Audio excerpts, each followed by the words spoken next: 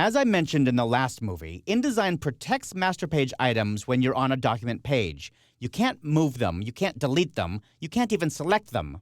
I've opened this document from the exercise folder, 04B Art History, and I can see that I have my running headers up here already.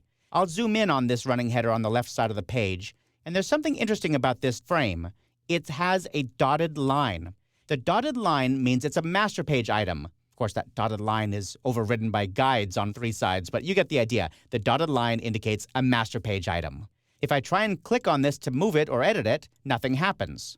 But I thought InDesign was all about letting me express my creativity. What if I want to change that? Can't I? Well, you can. You just need to know the trick. And the trick is you have to hold down 2 modifier keys, the Command and Shift on Mac or Control and Shift on Windows. And when you're holding those modifier keys down and then click, it overrides it. It pulls it off the master page and it becomes a document page item. You can see that there's no longer a dotted line around it. It becomes a real selectable object that I can move, I could delete, I could edit it, anything I want.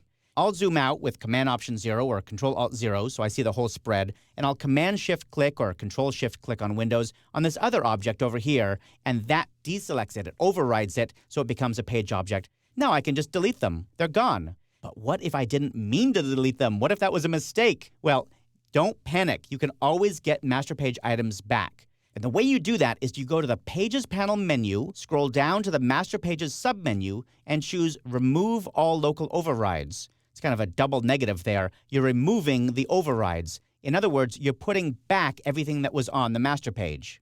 Now, sometimes you'll open a document that somebody sends you, and you'll find that you still can't override those master page items. It can really be a mystery.